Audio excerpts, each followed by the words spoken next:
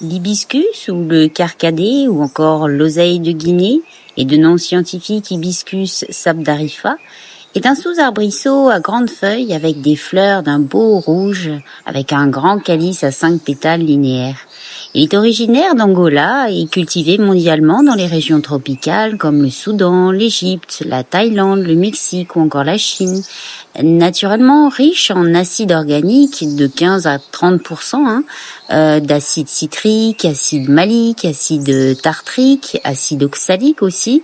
Il contient par ailleurs des flavonoïdes, des polysaccharides, des mucilages, des pectines ou encore des phytostérols.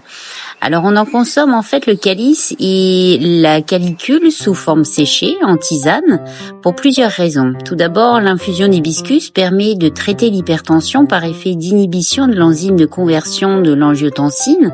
Elle réduit aussi l'hyperlipidémie et elle entraîne une réduction du cholestérol total, du LDL-C et des triglycérides ainsi qu'une augmentation du HDL-C sans effet indésirable.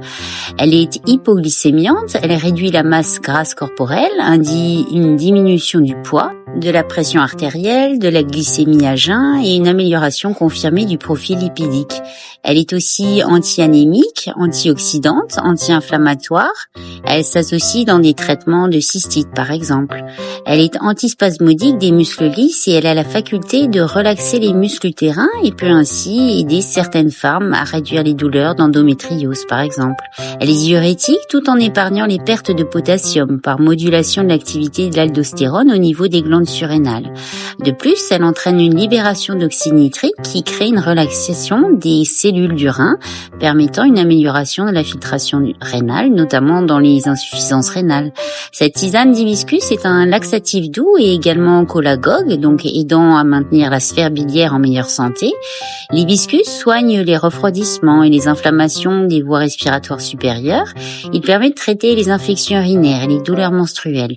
Il traite enfin l'eczéma, suintant, les allergies aussi. Dans la plupart des cas, il est recommandé pour cela d'en prendre une tisane matin et soir pendant 21 jours, puis d'effectuer une pause de plusieurs semaines et de recommencer si nécessaire. Voilà, ma vidéo touche à sa fin. Je vous remercie de l'avoir suivie et je vous dis à bientôt.